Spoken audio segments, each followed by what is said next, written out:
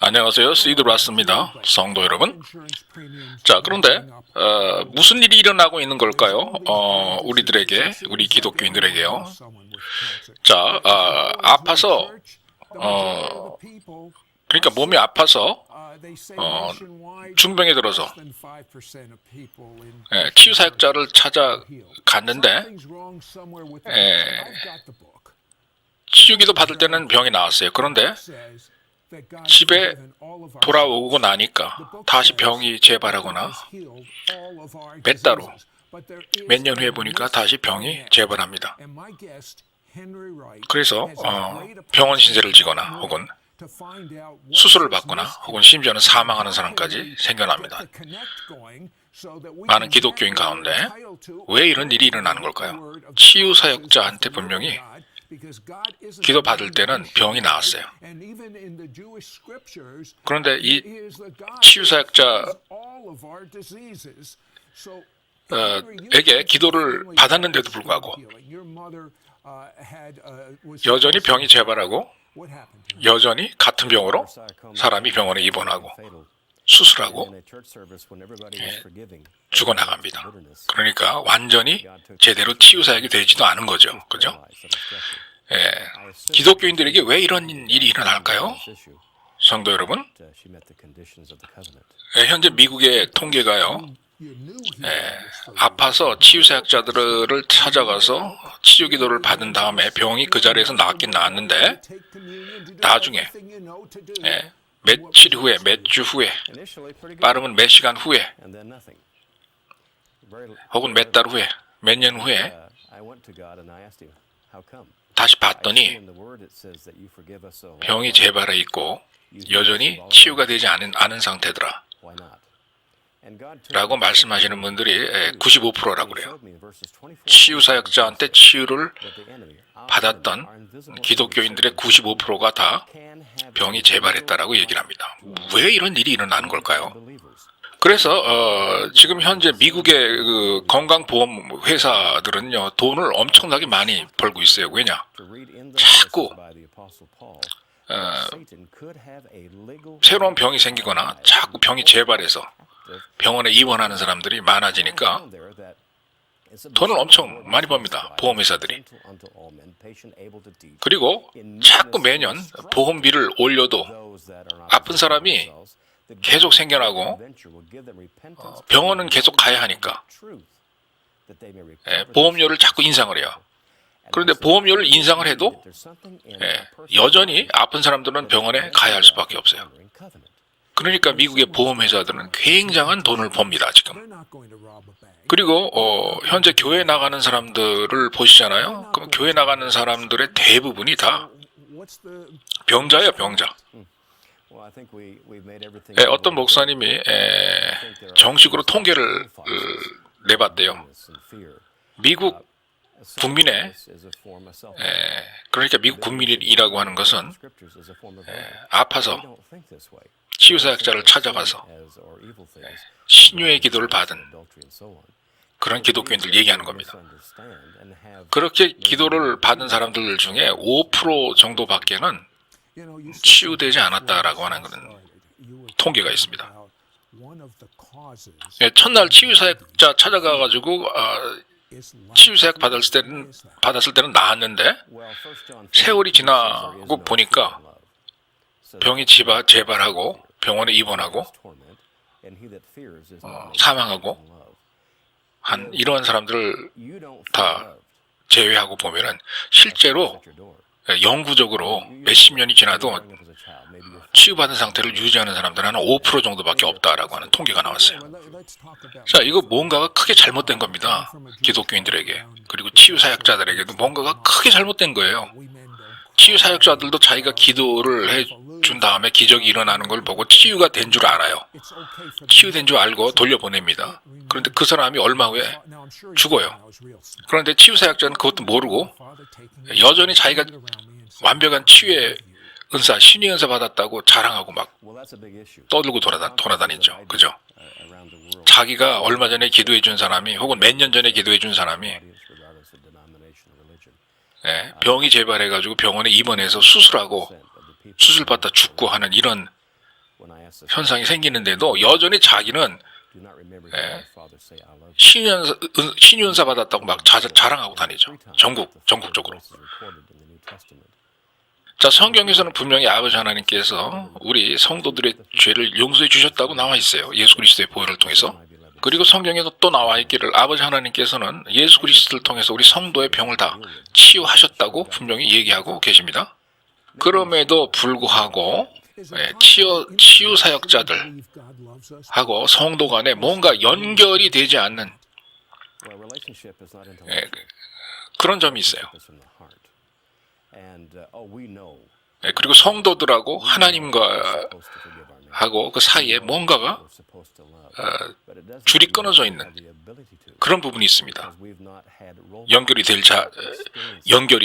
잘 되어 있지 않은 그런 부분이요.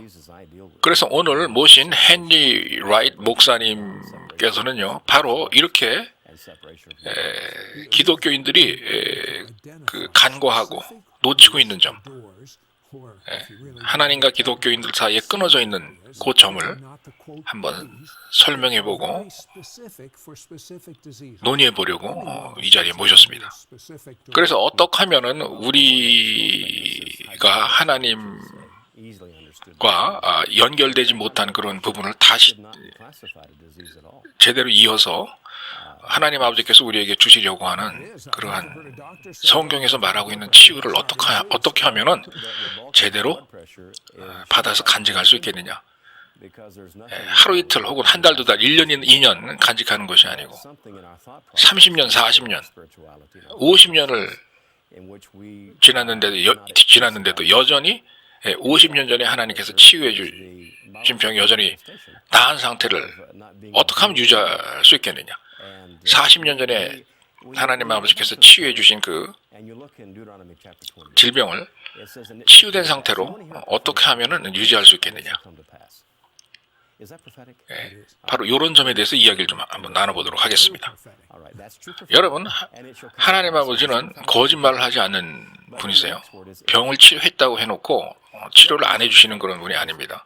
저시드 라스도 정통 유대인인데 저희 유대인 성경에도 유대인 기독교 성경에도 하나님 아버지는 거짓말하는 분이 아니라고 이렇게 나와 있어요. 그리고 우리들은 그것을 믿습니다. 자, 바로 그러한 성경에 하나님 아버지께서는 거짓말하지 아니하시는 하나님 아버지께서는 뭐라고 말씀하셨느냐? 내가 너희들의 질병을 다 치유했다라고 말씀하시고 계세요. 자, 헨리 목사님, 우리 헨리 목사님도 어려서부터 신유의 은사와 치유 사역을 하는 그런 가정에서 성장하셨죠. 자, 헨리 목사님의 어머님이 한때는 중병에 걸리셔서 이제 돌아가실 뻔했었죠. 그런데 치유 받으셨어요. 그 얘기를 좀 해주시죠. 자, 저희 어머님은 일종의 근육암에 걸려서 이제 죽어가고 있었습니다. 그리고 어느 날 교회를 가게 됐는데 그날 마침 목사님께서 설교하시는 그 내용의 주제가 뭐였느냐? 용서했어요. 용서를 해라. 그리고 마음의 쓴뿌리를 없애라. 타인을 용서하지 못하는 마음의 쓴뿌리를 없애라. 라는 거였고, 즉시 그것을 갖다가 연습하는 그러한 행동을 했습니다. 목사님의 설교 듣고 즉시 교인들이 서로를 찾아다니면서 나 당신 용서해, 나 자기 용서해, 나 더 이상 마음에 쓴뿌리 갖고 있지 않아, 용서해줘 이렇게 서로를 갖다가 용서해주는 그런 연습을 했어요. 진심으로 정말요. 교회에서. 그런데 신기하게도 저희 어머님이 마음의 쓴뿌리를 없애는 순간, 즉 남을 용서해주지 못하는 그러한 마음의 쓴뿌리를 갖고 계셨는데, 증오심 같은 거 말하는 거죠. 그때 그 설교를 통해서 저희 어머님이 미워하는 누군가를 용서를 한 다음에 그 즉시로 아버지 하나님께서 암을 치료하셨던 것을 발견했습니다. 저희 어머니께서. 사실은 저희 어머님이 그때 온 근육이 마비가 돼가지고 들것에 실려서 휠체어에 앉아서 그렇게 예배를 받는데 목사님의 설교를 듣고 누군가를 증오했던 그 마음의 쓴뿌리를 용서를 해줌으로써 없으니까 하나님 아버지께서 저희 어머니를 치유해 주실 수 있는 그러한 충분한 조건이 형성됐던 것 같아요.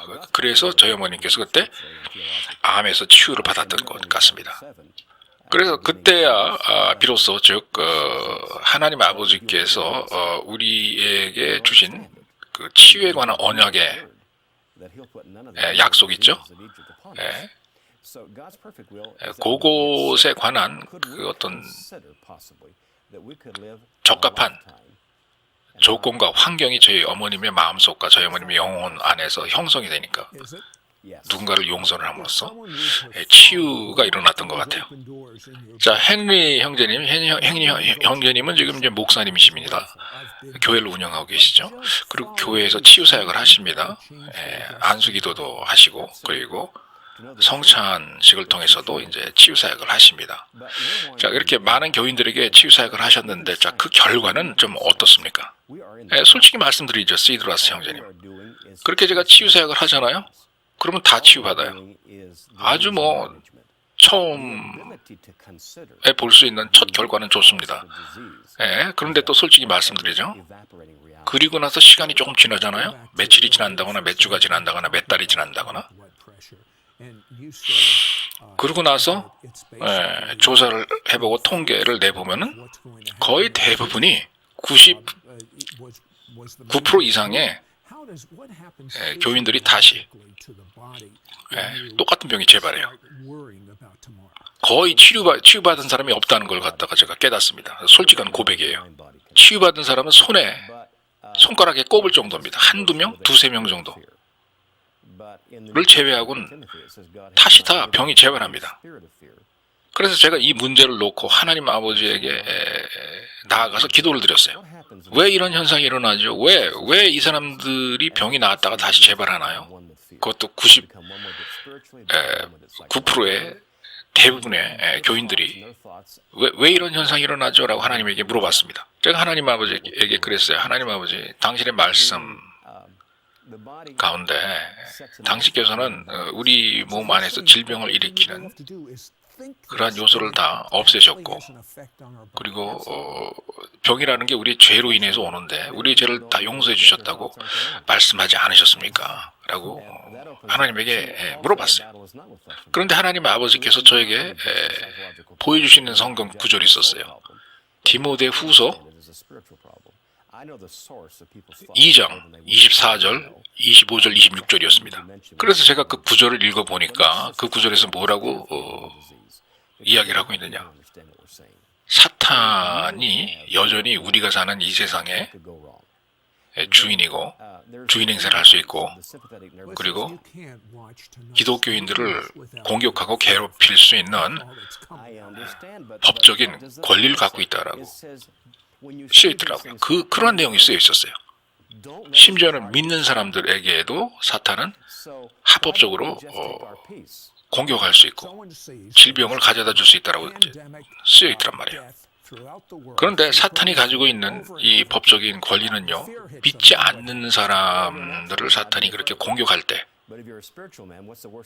때와 동일하게 믿는 사람들에게도 공격할 수 있는 그런 법적인 권리들란 말이죠. 그러니까 사탄은 믿지 않는 사람도 법적으로 공격할 수 있고 믿는 사람도 합법적으로 공격할 수 있다 이 소리예요.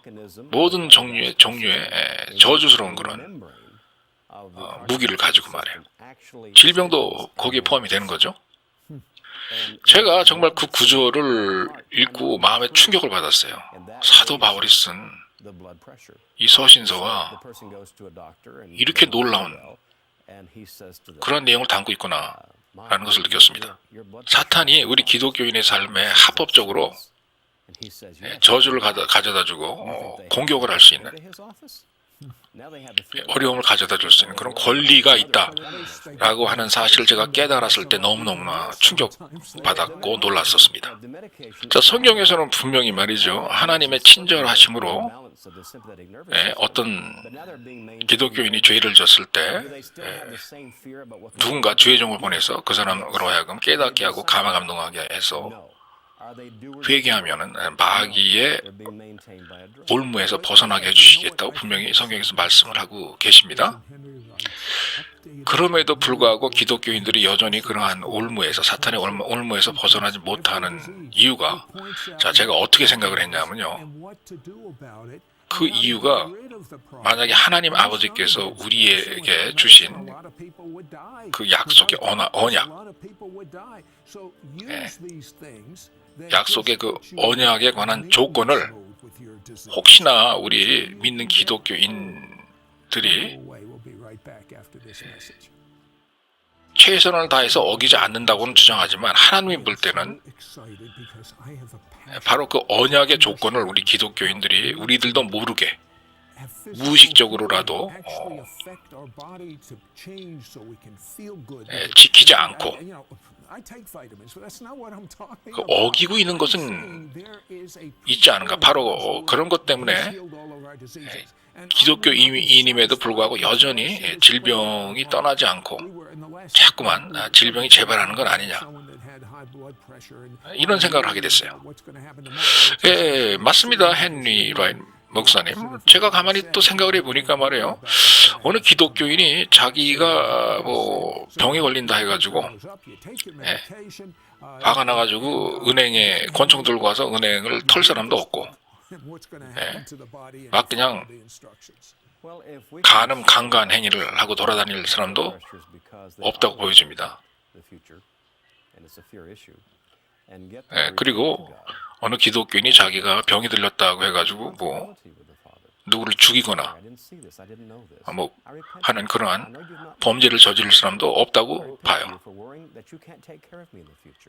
자, 이렇게 병에 걸린 사람이 하나님 앞에 크게 무슨 죄를 짓는 것도 아닌데 왜 그러한 병이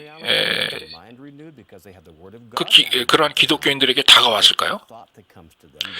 도대체 어디서 이 기독교인들이 뭐를 지금 놓치고 있기에 어떤 점을 미스하고 있기에 어떤 점을 빼먹고 있기에 하나님과 이 기독교인들 사이에 어떤 손가락이 끊어져 있는 상태이길래 이러한 일이 일어날까요?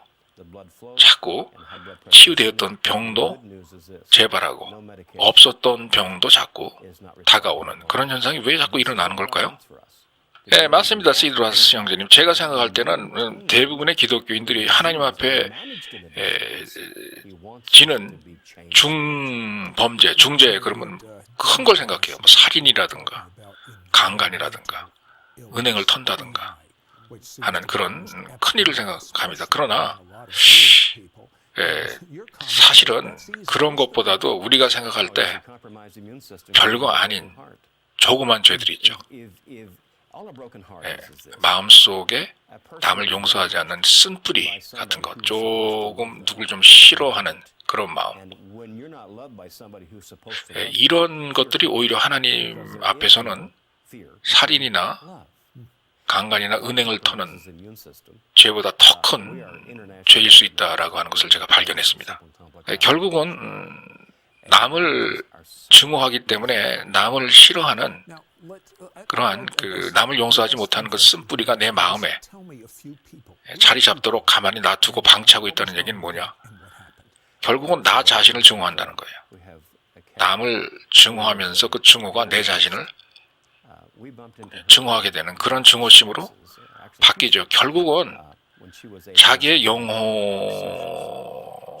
하여금 자살 행위를 하게 하는 그런 격이 되는 거예요. 성경에서 분명히 얘기하고 있습니다. 남을 용서하지 못하는 그러한 마음의 쓴뿌리. 그 증오심은 분명히 살인에 해당하는 그런 범죄라고 이야기를 하고 있어요. 그런데 우리 기독교인들은 그렇게 생각하지 않아요. 그냥 별거 아닌 거 아니야? 그냥 그럴 수도 있는 거 아니야? 화날 수도 있는 거 아니야? 뭐 이러고 별거 아닌 거로 생각을 합니다. 대부분의 기독교인들이 죄 그러면 사람을 죽이고 은행을 갔다가 털고 권총을 가지고 들고 들어가서 뭐 폭탄을 터뜨리고 뭐 이런 것들을 하나님 앞에 큰 중죄라고 생각을 해요. 자, 그래서 제가 무슨 생각을 했느냐 말이죠. 우리 인간들이, 우리 기독교인들이 하나님이 생각할 때 아주 큰 중범죄라고 하는 것을 우리 인간적으로 받아들여가지고 인간적으로 생각할 때 별로 큰 중요한 중범죄가 아닐 거야라고 그렇게 중범죄라고 하는 단어의 뜻을 우리 구미에 맞게, 우리 입맛에 맞게 변형을 시킨 거 아니냐. 그래서 진짜 중범죄는 중범죄가 아닌 것으로 보고 하나님 앞에, 그리고 중범죄가 아닌 것은 또 큰 중범죄로 또 잘못 보고 하는 그러한 실수를 저지르고 있는 건 아니냐라는 그런 생각을 했어요. 제가 우리 기독교인들이. 그래서 우리가 치유를 받지 못하고 자꾸 질병이라고 하는 저주가 우리에게 다가오는 거 아니냐. 사탄이 바로 그런 점을 이용해서 우리를 공격하는 거 아니냐. 질병을 가지고. 그런 생각을 했습니다.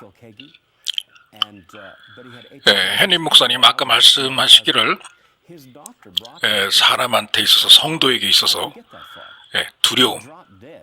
두려움이 생기는 것은 그 사람 안에 사랑의 결여 현상 때문이다라고 말씀하셨는데요. 그 이야기를 좀 해주실래요?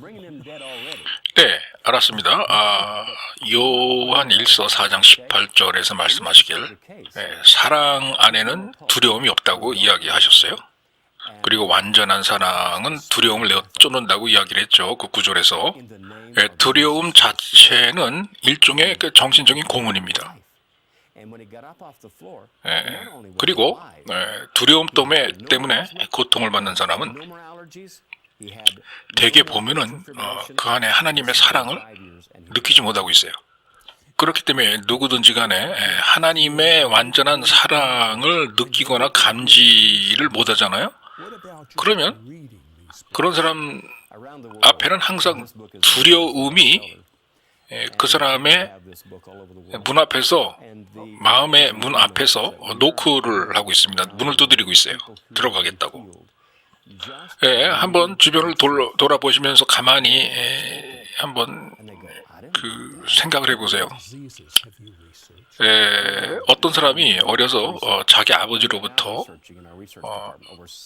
아버지로서 줄 수 있는 자식에게 그 완전한 사랑을 못 받았다, 경험 못했다 라든가, 아니면 자기 교회 목사님으로부터 목사로서 줄 수 있는 사랑을 경험하지 못했다. 그러면서 어린 시절을 성장한 그런 사람이 있다 라고 가정할 때, 이제 그런 사람들을 보십시오. 주위에서 뭔가 항상 두려움에 떨고 있어요. 불안해하면서. 헨리 목사님은 맞습니다. 그런데 일단 우리 주변 사람들을 보자고 했으니까 일단 나 자신부터 한번 보도록 하죠. 시드로아스, 저 자신부터 한번 좀 볼까요? 저는 유대인입니다. 저희 가족과 친척들은 전부 다 유대교를 믿는 유대인이에요. 우리 유대인들은요, 어떤 생각을 갖고 있느냐? 강해야 된다. 절대로 사내 아이는 울지 말아야 된다. 그리고 다른 사람들이 볼 때 우리는 무뚝뚝하게 보여줘야 된다. 이런 생각들을 하고 있죠. 그렇지만 우리 유대인들은 어머니에게는 예외의 사항을 둬요. 어머니는 잘 울어도 된다. 곧잘 눈물을 흘려도 된다. 이런 또 의식이 있습니다. 그리고 저 시드라스 같은 경우는요, 제가 아무리 제 자신의 어렸을 때 시절을 생각을 해봐도 아버지라고 하는 분이 잘 기억이 안 나요. 아버지 자체가. 그리고 제가 어렸을 때 우리 아버지가 저를 끌어안고 같이 데리고 놀아주면서 시드라스야, 내가 널 진심으로 사랑한단다 라고 이야기를 들어본 적이 없습니다. 기억이 나질 않아요. 아버지 자체가 기억이 잘 안 나요, 저는. 그러시군요, 시드라스 형제님. 지금 얘기를 들어보니까 상당히 좀 심각한 그런 상황이셨네요, 어린 시절이. 제가요, 전 세계를 돌아다니면서 인종과 종교에 불문하고, 그리고 얼마나 많은 사람들이 모였느냐라는 거 따지지 않고 제가 무조건 저희 스타일로 이제 집회를 하거든요. 그 집회 때 제가 이제 거의 다 물어봅니다.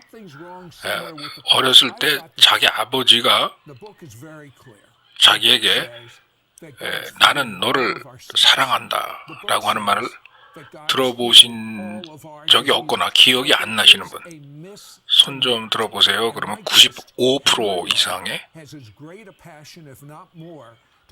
참석자가 손을 듭니다. 그런데 우리가 신약 성경에 보잖아요. 아버지 하나님께서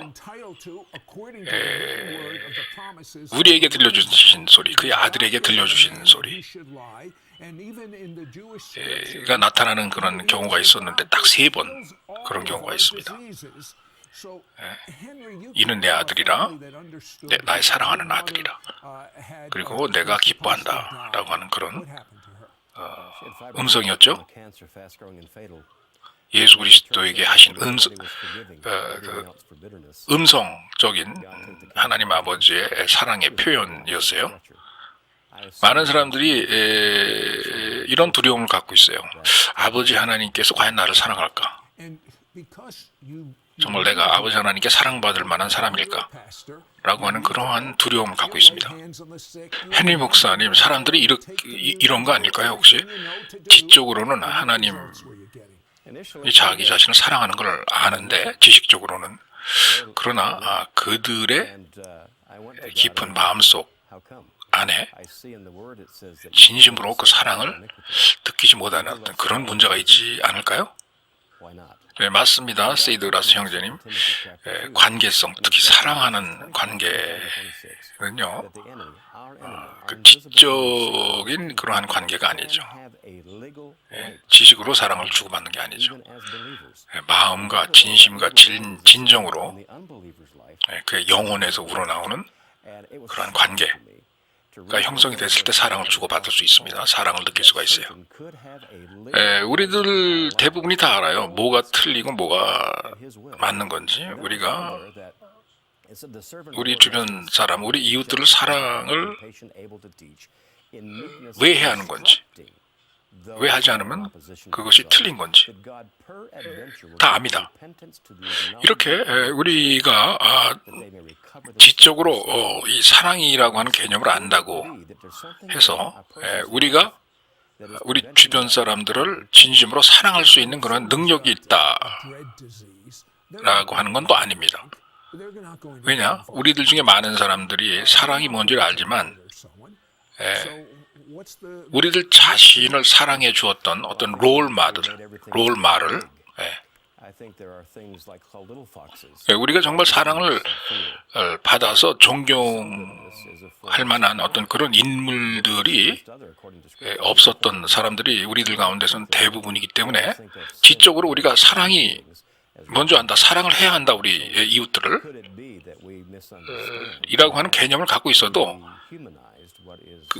그렇다고 해가지고 우리가 사랑을 깊이 표현할 수 있는 그러한 능력이 있다라고 하는 건 뭐 아니에요. 제가 지금 사역하고 있는 가운데 많은 사람들이 이제 질병으로 고통을 받고 있는데 그 질병이 어디서 유래가 됐느냐라고 하는 것을 제가 가만히 관찰해보고 조사를 해보잖아요. 그럼 많은 사람들의 병이 그 사람들을 진정과 진심으로 사랑을 해줄 만한 그러한 사람들로부터 그러한 사랑을 받지 못한 상태로 떨어져 나와서 분리됐기 때문에, 그래서 홀로 존재하면서 그 누구의 사랑도 경험해 보지 못했기 때문에 바로 그것이 원인이 돼서 자기 몸에 질병이 생겨서 찾아와서 저에게 사역받는 사람들이 많아요. 자, 헨리 목사님, 저 예를 한번 들어줄 수 있어요? 우리가 생각할 때는 별거 아닐 거라고 하는, 이런 건 죄도 아닐 거야 라고 생각하는 거 있잖아요, 하나님 앞에서. 그런 것들이 사실은 하나님 보실 때는 어떤 심각한 그러한 죄악이었기 때문에 그런 것들로 인하여서 우리 인간들에게 다가왔던, 혹은 우리 그 헨리 목사님의 사역하시는 그 교회 교인들에게 다가왔던 그러한 질병, 좀 구체적으로 좀 예를 들어 주실 수 있을까요? 예, 그 하나 예를 들어 드릴 수 있습니다. 시드라스 형제님, 고혈압 같은 경우요. 고혈압 같은 경우 매우 일반적으로 흔한 그런 질병이죠. 그런데 제 자신의 생각으로는요, 고혈압이라고 하는 질병은 질병으로 분류가 돼서는 안 된다고 저는 생각합니다. 아마 제가 이런 말을 하는 것을 우리 시드라스 형제님이 들으실 때 굉장히 놀라실 거예요. 헨리 형제님 물론입니다. 그 말을 들었을 때 저는 굉장히 놀랐어요. 왜냐? 저 시드라스는요, 제가 저희 방송에 초대한 의사 선생님들도 많았지만 그 의사 선생님들 중에 단 한 번도 고혈압이라고 하는 것은 질병으로 분류해서는 안 됩니다라고 얘기를 하시는 것을 제가 들어본 적이 없거든요. 그래서 놀랐어요, 제가. 그런데 저 헨리 목사는요, 어떻게 생각하느냐? 고혈압이라고 하는 것은 질병으로 분류되기보다는 신드롬으로 분류되어야 된다고 생각합니다. 왜냐하면요, 고혈압 환자들을 가만히 보면은 혈관상에 무슨 치명적인 문제가 있는 사람들이 거의 없거든요. 그런데 가만히 보면 이 고혈압이 어떻게 시작하느냐, 어떤 개인이 그의 정신적인 차원이나 영적인 차원에서 편안하지 못할 때, 불편할 때, 그로 인하여서 고혈압이 약이 되는 것을 우리가 많이 볼 수 있어요. 제가 생각할 때는요, 고혈압이라고 하는 것은 신체적으로 나타나는 그런 현상이긴 한데, 어떤 개인이 하나님의 말씀을 행동으로 옮기지 않았을 때 나타나는 일종의 신드롬, 현상이라고 저는 생각합니다. 자, 구약 성경 신명기 28장을 보잖아요. 자, 그 성경 구절들에 보면은 예언이 많이 적혀 있습니다. 자, 예언이라고 하는 게 뭐예요? 아버지 하나님께서 이렇게 되게 하실 것이다. 이렇게 될 것이다. 미래. 이러한 그 말이 예언이죠. 하나님 아버지께서 하시는 말씀 가운데. 그런데 그 성경 구절을 가만히 보잖아요. 그런데 그 뒤에 예언의 말씀을 하신 다음에 뭐라고 적혀 있느냐? 만약에 if라고 하는 조건을 겁니다. 하나님 아버지께서 만약에 이렇게 한다면 하시면서, 만약에 너희들이 이렇게 한다면 나 하나님의 예언의 말씀이 이루어질 것이다 라고 하시면서 조건을 내거세요, 항상. 자, 이 얘기는 뭐예요? 나의 말씀을 너희들이 행동으로 옮길 때 그렇게 된다는 얘기죠.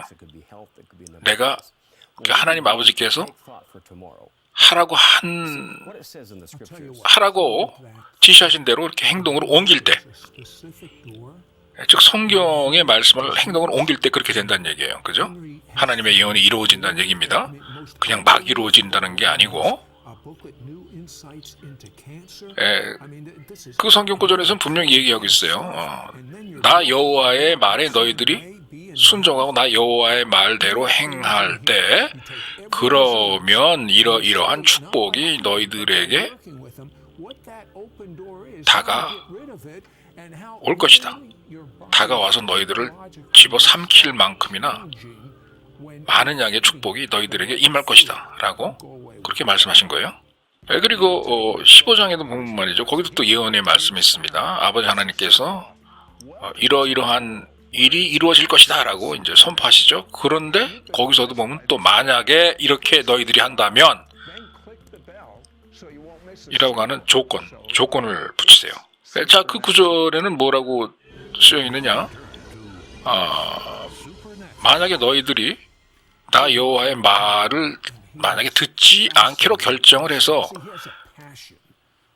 나의 말에 불복종한다면 이라고 하는 조건을 내걸고요. 그러면 이러이러한 예언이 너희들에게 덮칠 것이다.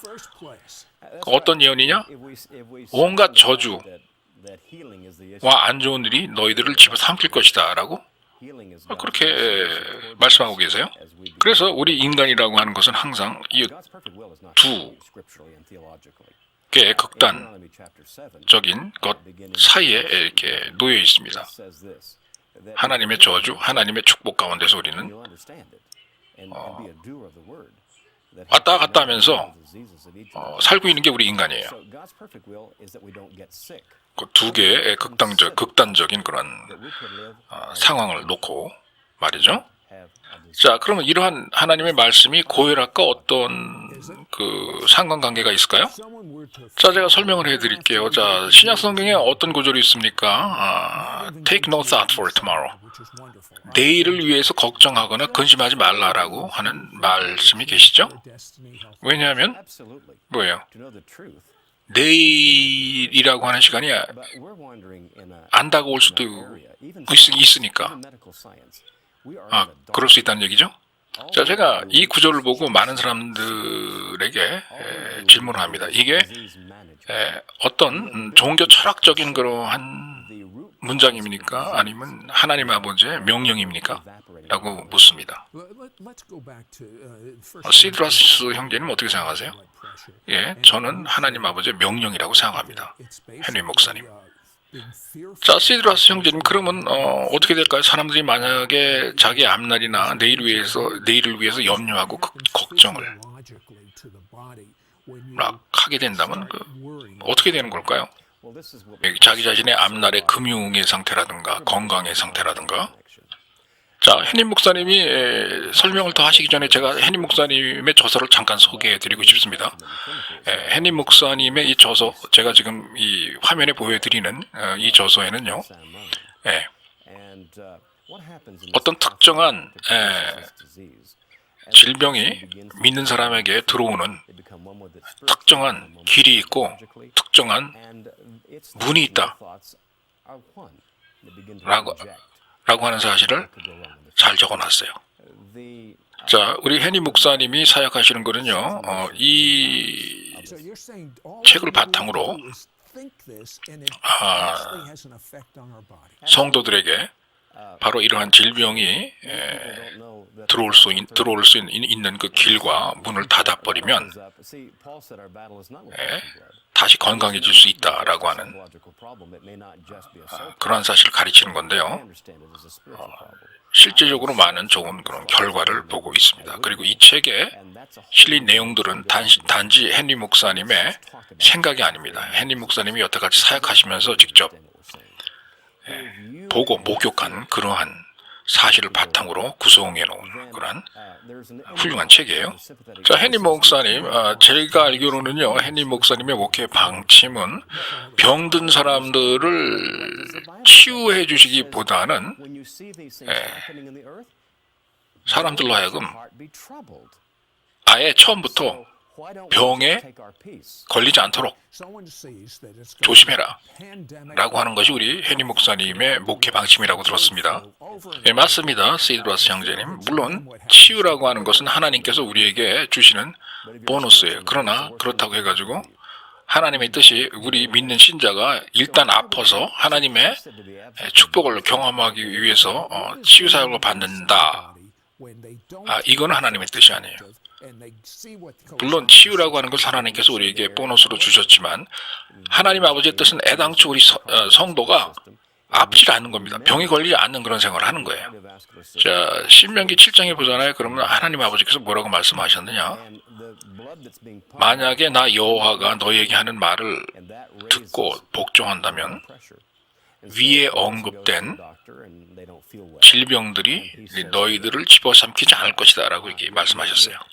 이런 구조를 미뤄본다 하더라도 애당초 하나님의 아버지의 뜻은 뭐냐?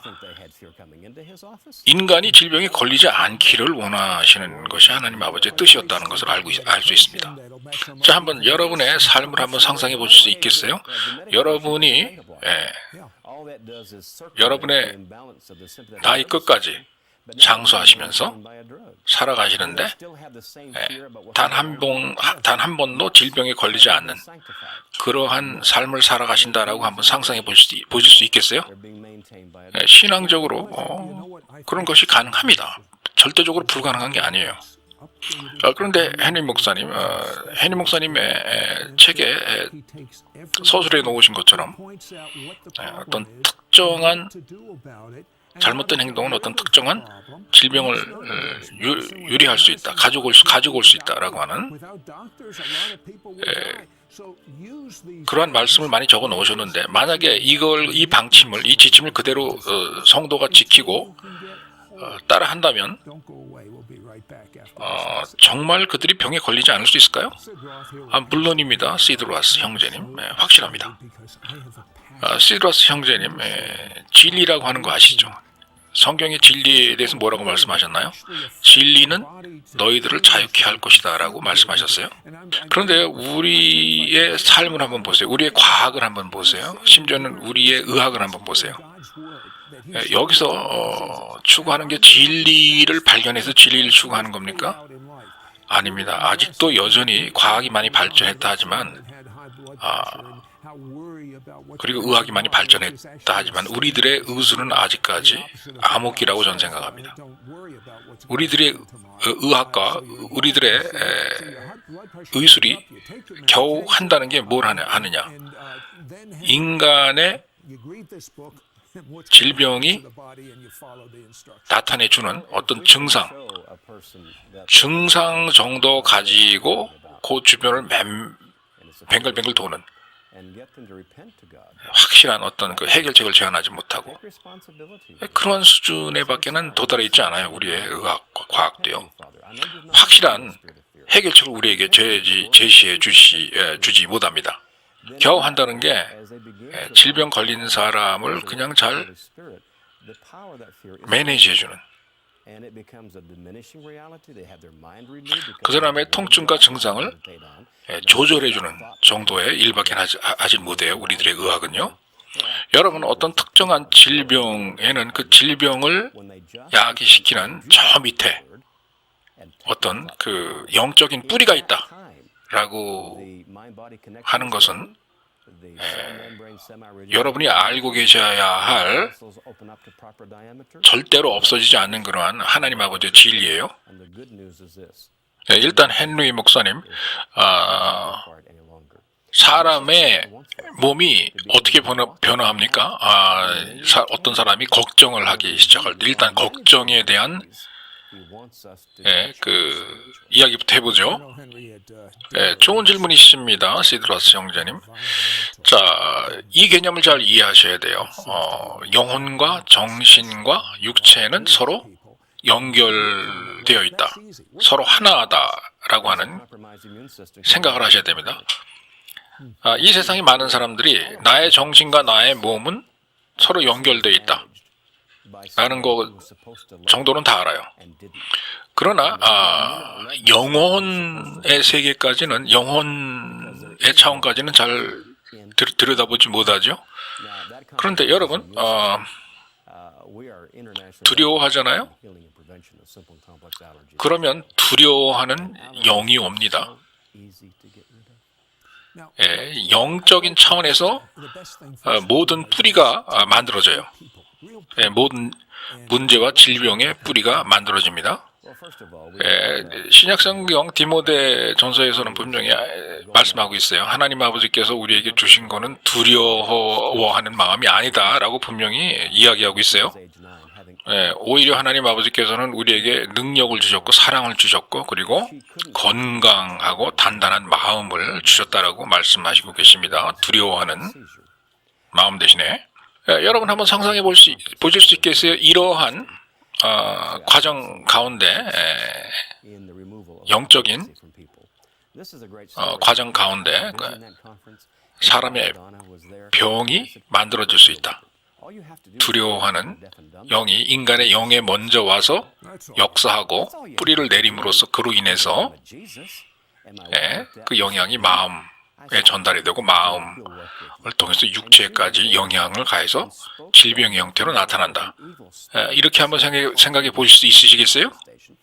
사람의 마음이 두려워하는 영과 하나가 되기 이전에, 합쳐지기 이전에 어떤 사람의 영혼이 먼저 그 사람으로 하여금 두려워하게 하는 상태로 만들어버립니다.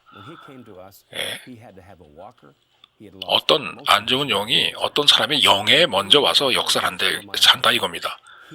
그리고 그 영혼에서 정신으로 역사를 하고요. 안 좋은 그 영이 그리고 그 사람의 정신을 통해서 그 사람 육체로 역사를 하기 때문에 질병의 형태로 나타난다는 얘기죠. 그래서 그러한 영이 사람의 마음에 전달하게 되면 심리적인 상태가 변해버리죠.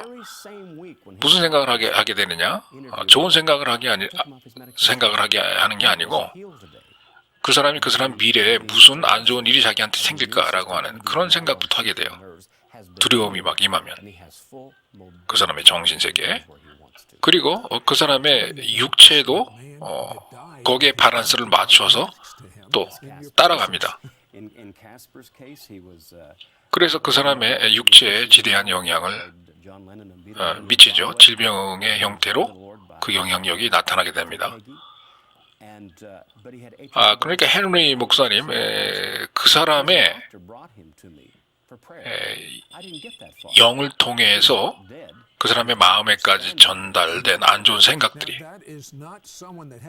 그 사람의 육체에까지도 영향을 미칠 수 있다. 육체를 지배할 수 있다. 안 좋은 방향으로 그렇다는 얘기시죠? 예, 맞습니다. 시드라스 형제님 정확합니다. 그런데 시드 형제님 불행하게도 많은 사람들이 어떤 생각을 하잖아요. 안 좋은 생각을 하잖아요.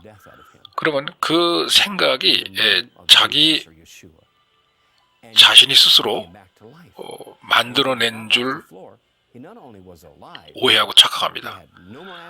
어떤 사람이 안 좋은 생각을 할 때는요, 그 사람 혼자 그런 생각을 하는 게 아니에요. 그 사람 배후에 안 좋은 영, 사악한 영에 영향을 받아서 그 사람의 마음이 반응하는 겁니다. 그 사람은 혼자서 절대 안 좋은 생각을 하는 게 아니에요. 그들의 육체에 안 좋은 영향이 미치는 안 좋은 생각을 혼자 하는 게 아닙니다. 배후에 안 좋은 영이 있어요, 항상. 자, 사도 바울은 분명히 이야기했어요. 우리들의 싸움은 혈과 육이 아니다라고 그랬어요. 그렇기 때문에 우리의 싸움은 육체적인 혹은 정신적인 심리적인 싸움이 아니에요. 그 배후에 영적인 그 세력이 있다 이겁니다. 자, 일단 질병이 어떻게 사람의 육신에 역사를 하는지 그 경로를 한번 알아보도록 하죠. 자, 한번 가정을 해봅시다. 어떤 사람이 자기의 앞날에 대해서 막 불안해하면서 걱정을 합니다. 그렇게 되면 어떻게 될까요? 그런데 헨리 형제님, 지금 뭐 팬데믹 시대니까 만약에 팬데믹, 플루, 감기 혹은 독감 이 퍼져나가는 것 때문에 어떤 사람이 이제 걱정을 하며 두려워한다고 한번 생각해 주시기 바랍니다. 예, 좋습니다, 스티드 형제님. 자, 한번 이렇게 생각해 보세요.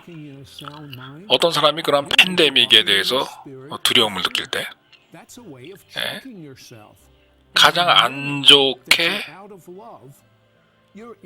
결과가 나타났을 때, 뭐 어떤 결과가 나타날까요? 물론 그의 육체는 죽을 수가 있습니다. 사망할 수가 있어요. 그리고 그의 영은 죽어봐야 기독교인이면 천국 가는 그러한 일이 나타날 거예요. 천국 가는 현상이 나타나겠습니다.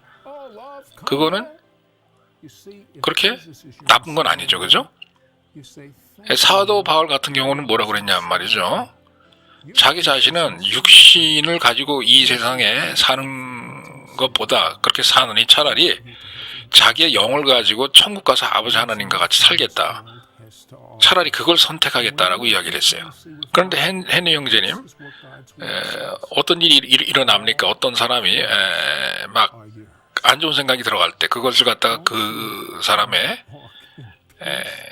정신세계에서 잘 조정을 하지 못하고 막아내질 못하고 그 사악한 생각이 더 이상 퍼져나가지 못하도록 딱 꽉 잡아두는 그런 일을 못할 때 그 사람 안에서 무슨 일이 일어나죠? 헨리 목사님? 그렇게 되잖아요? 그러면 시드라스 형제님, 간단합니다. 고혈압 증세가 나타나요.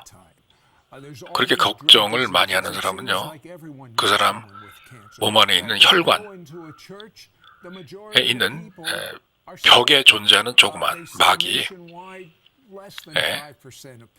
단단하게 경직이 되면서 혈관이 좁아지게 돼 있어요. 그렇게 되면요, 그 사람의 심장에서 내보내는 펌프질에서 내보내는 그 피가 그 혈관을 잘 통해서 나가기가 힘들어져요. 그러니까 피가 일종의 정체되는 현상이 벌어지니까 당연히 혈압이 올라가겠죠? 그런 사람이 만약에 병원 가서 자기 문제를 해결하겠다라고 해서 의사를 찾아가잖아요. 그럼 의사는 뭐라고 그러냐? 아이고, 고혈압에 걸리셨군요. 라고 얘기를 합니다. 그 말을 들은 환자가 이제 물어보겠죠, 의사에게. 아유, 그런 게 아주 심각한 질병입니까? 라고 물어보겠죠. 그럼 의사는 주저앉고 대뜸 뭐라고 대답하느냐? 아, 물론입니다. 고혈압 하나만으로도 사람 죽을 수가 있어요. 라고 대답을 합니다. 의사는. 자, 그러면 이 환자는 그 다음번에 의사가 진료를 보는 진찰실로 이제 들어갈 때는 그 다음번에는 자, 더욱더 큰 두려움을 가지고 들어가게 돼요. 그 이전에도 조그마한 두려움이 있었는데 이번에는 더 큰 두려움을 가지고 들어갑니다. 내가 죽을 수 있다고? 죽음에 대한 공포심과 두려움을 가지고 이제 또 의사를 만나보게 돼요. 자, 그런데 약을 주잖아요, 의사들이 환자에게. 자, 그러면 이 약이 그 문제를 해결합니까? 가만히 생각해 보세요. 이 약을 먹어도 말이에요, 이 환자는 여전히 두려워합니다. 이 약이 고혈압에 먹는 약을 먹었다고 해가지고 이 사람 영혼 안에, 생각 안에 자리를 잡고 있었던 그 두려움이라고 하는 게 없어지나요? 안 없어집니다. 그런데 대개 이런 사람들 보면 이런 사람들이 말씀으로 매일매일 자기 자신을 성화시키고 자기 자신의 영혼과 생각이 하나님 아버지와 예수 그리스도의 인격을 닮아가려고 노력을 하는 사람들인가요? 대개 아닙니다. 그리고 이분들이 성경을 읽은 다음에 하나님 아버지께서 지시하시고 하라고 하신 그런 일들을 행동으로 ом기는 사람들일까요? 대부분의 경우 아닐 거예요. 이 사람들은 일단 의사를 봐야 자기의 질병이 치유될 수 있다라고 이렇게 생각하는 사람들이기 때문에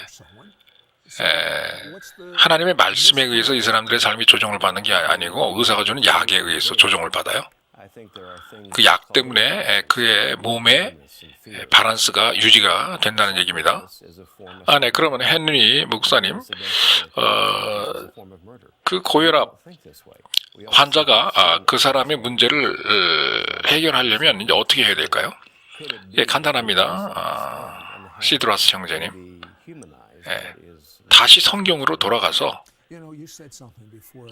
그 사람의 죄를 하나님 앞에 회개하는 것부터 시작을 해야 됩니다. 스스로 본인의 잘못을 인식하고 스스로 파악을 해야 돼요. 그리고 스스로 책임을 져야 됩니다. 영적인 책임을 져야 돼요. 하나님 앞에서. 솔직히 말씀드려야 됩니다. 아버지 하나님 죄송합니다.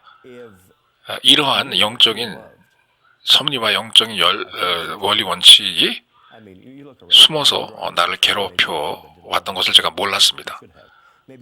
죄송합니다. 회개합니다. 라고 하면서 아버지 하나님께 먼저 회개부터 하시는 것으로 치유를 시작하셔야 됩니다. 자, 이렇게 누군가가 회개를 하잖아요.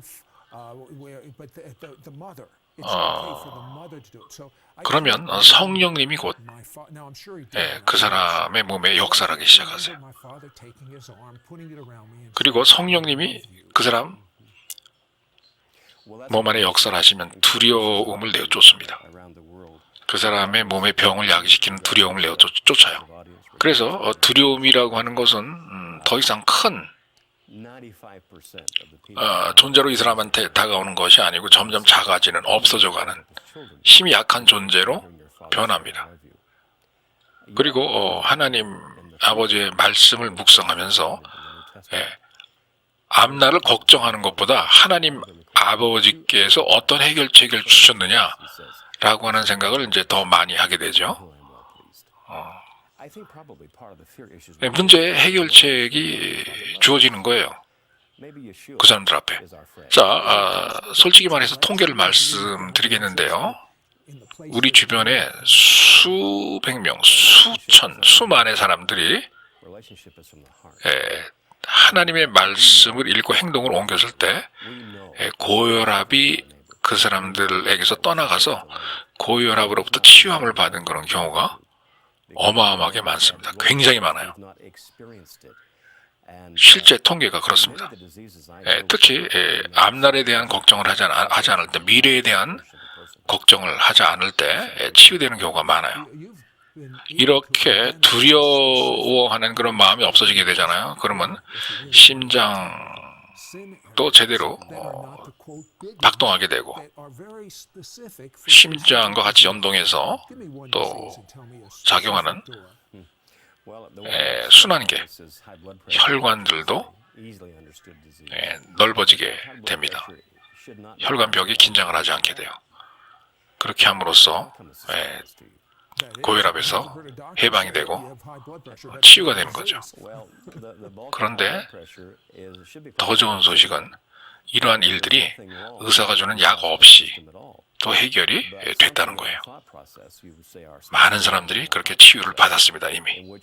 이런 방법으로 하나님께서 주시는 완전한 건강 안에서 걸어가길 원하세요, 아버지 하나님께서는.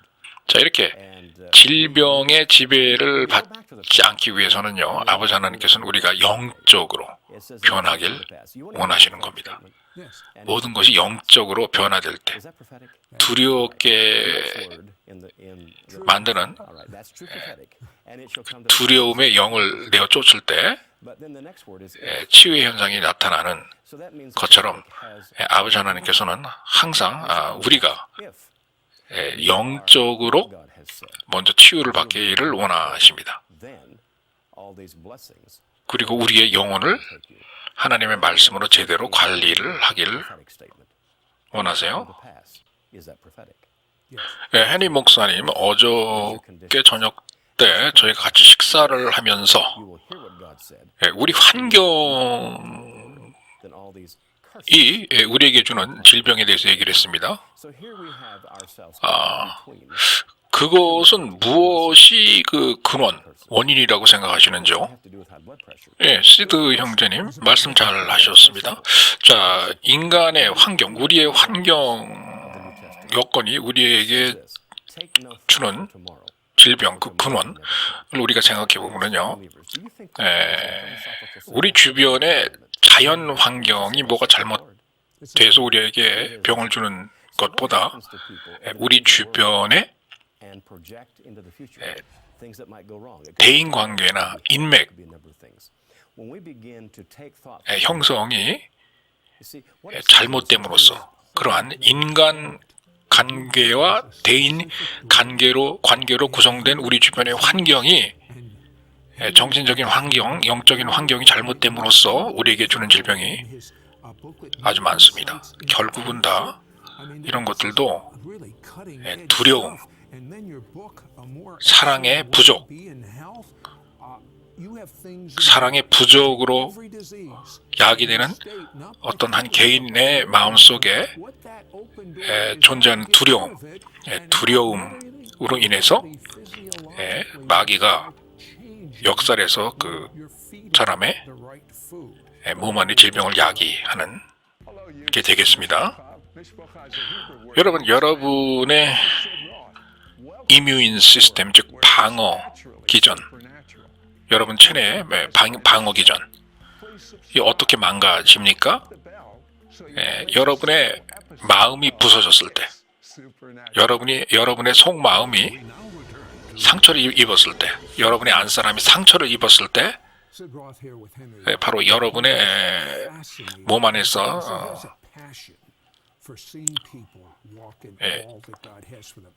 방어 체계를 구축하는 그러한 여러 가지 뭐 호르몬 계열이나 여러 가지 세포 계열 이상이 생겨서 질병이 야기 되는 거예요. 자, 마음의 상처가 어떻게 주로 야기 됩니까? 사랑의 결여 때문에 야기가 돼요. 어떤 사람이 여러분을 사랑을 해야 되는데 그 사람으로부터 사랑을 못 받는단 말이에요. 그런데 여러분이 지속적으로 여러분들이 당연히 사랑을 받아야 되는 사람으로부터 사랑을 받지 못하잖아요. 그러면 그것이 결국은 나중에 두려움으로 변합니다. 만약에 여러분의 아버지가, 여러분의 어머니가 여러분들을 사랑하지 않는다고 가정해보세요. 그게 오랫동안 지속된다고 가정해보세요. 어린 시절에 그랬다고 가정해보세요. 당연히 두려움이라고 하는 것이 큰 상처로 남게 돼요. 사랑이 없는 곳에서는 항상 두려움이라고 하는 것이 쫓아오게 돼 있습니다. 바로 그러한 상황과 그러한 스트레스가 한 개인의 몸의 이뮤인 시스템, 방어 기전을 망가뜨린다 이 소리예요. 그래서 질병을 야기시킨다 이런 얘기입니다. 자, 헨리 목사님, 지금 이 시간에는요 좀 확실하게 사람들의 이름을 좀 말씀해 주시면서 그분들이 어떤 과정을 통해서 치유가 되었는지, 뭐가 문제였는지 그 예를 좀 몇 개 들어 주시죠. 자, 일단 캐런이라고 하는 여자분에 대해서 말씀해 드리죠. 이 캐런은요 달라스에서 사시는 분인데 올림픽 금메달 메달리스트였습니다. 우리가 이 선수를 처음 만났을 때는요 선수라서 운동을 해야 했지만 자꾸 몸에 발작이 일어났습니다. 운동을 하다가도.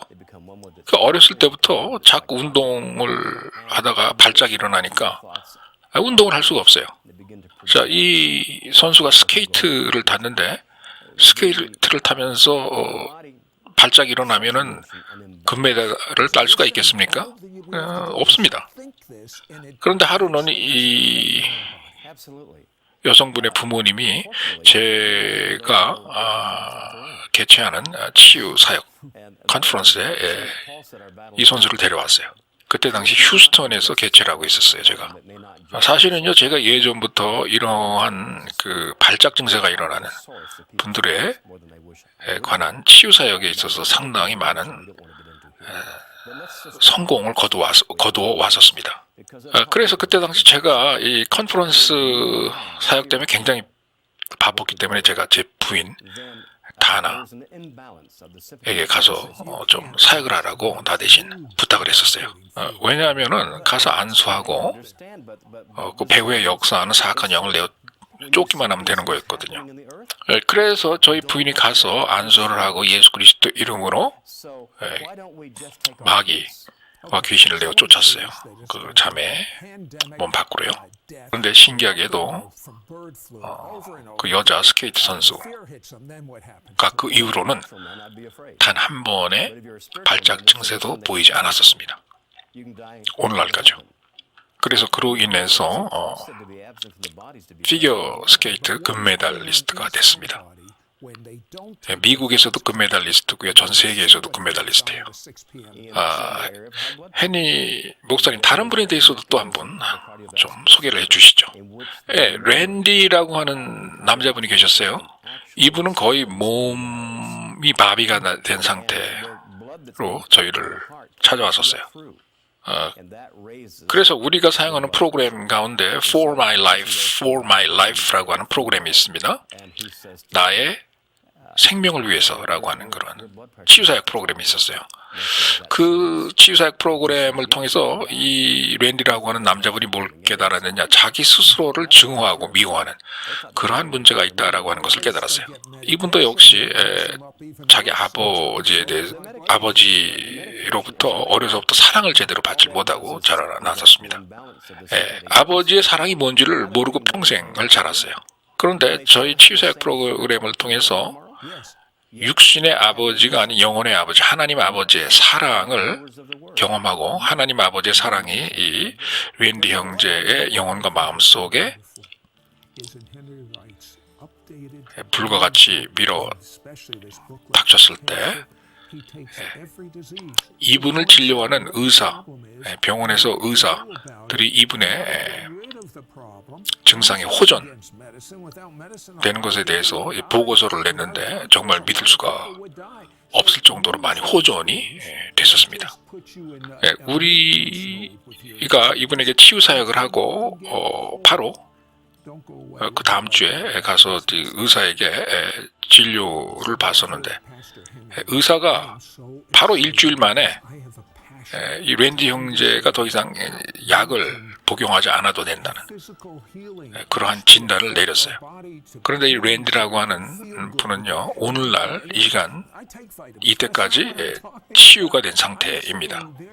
이분 역시 몸의 이뮤인 시스템, 즉 방어기전 이 잘못돼서 그로 인해서 이분의 신경세포의 세포막들을 전부 다 녹여버리고 갈아서 먹는 그러한 문제가 있었는데 그런 문제가 다 해결이 됐었어요. 그래서 치유된 랜디 형제는요, 어느 날 자기가 하고 싶은 거 다 합니다. 더 이상 마비된 그러한 사람이 아니고 온 몸을 자기 마음대로 자유스럽게 움직이고 활동하면서 가고 싶은데 다 돌아다니는 그런 완전히 치유받은 사람으로 다시 거듭났어요. 해니 목사님, 이분에 대해서 좀 얘기해 주시죠. 병원에 의사가 있는 앞에서 어떤 남성분이 사망을 했죠. 그리고 그때 우리 헨리 목사님도 바로 옆에 있었죠. 그 이분에 대해서 좀 얘기를 해 주시죠. 캐스퍼라고 하는 청년 얘기군요. 이 사람은요, 미국에서 유명한 락앤롤 가수예요. 뉴욕의 브라드웨이 같은 그런 데서 큰 공연을 하기도 했던 그런 사람입니다. 이 청년은 필 케이지 목사님에 의해서 이제 그분의 사역을 통해서 구원을 받았어요. 그런데 이 청년은 심장에 문제가 있었고 알레르기 문제도 있었고 호파의 문제도 있었습니다.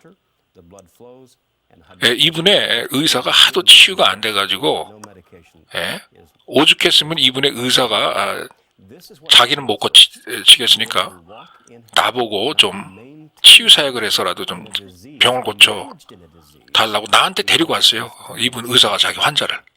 그런데 웬일입니까? 이 캐스퍼라는 청년이 저희 교회에 들어오더니만 분의 주치의가 있는 앞에서, 그리고 제가 보는 앞에서 교회 들어오자마자 비틀거리고 쓰러지더니 바로 그냥 사망을 해버려요. 즉사했어요. 교회로 들어오는 순간에.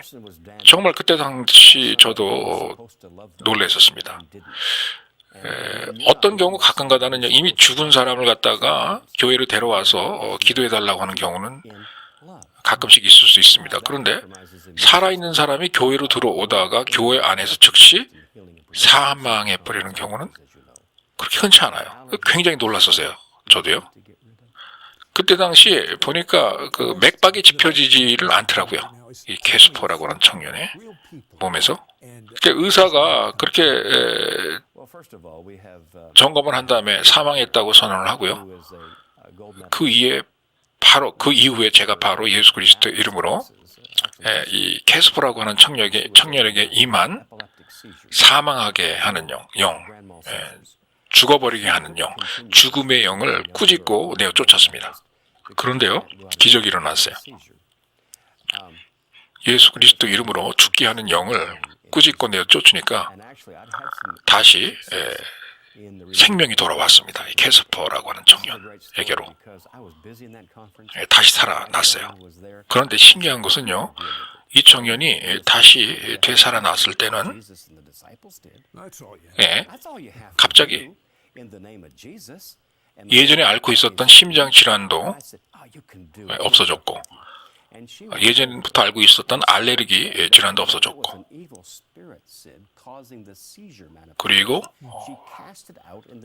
생명을 위협했던 폐질환도 없어진 것을 깨달았어요.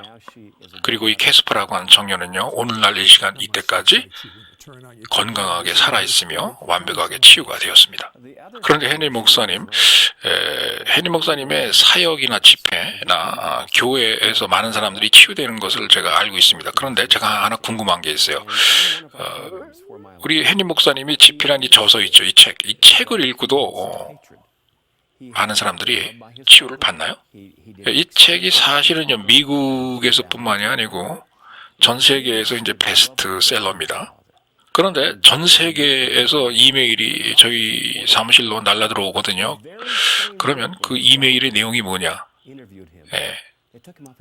많은 국가에서 이 책을 읽기만 하다가도 병에서 치유되는 그런 경우가 굉장히 많다는 그러한 고백과 보고를 저희들이 받습니다.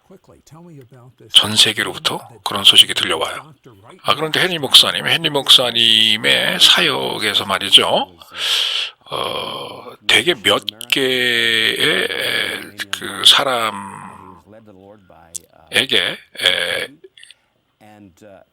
사람이 앓을 수 있는 그런 질병에 대해서 연구를 하시나요?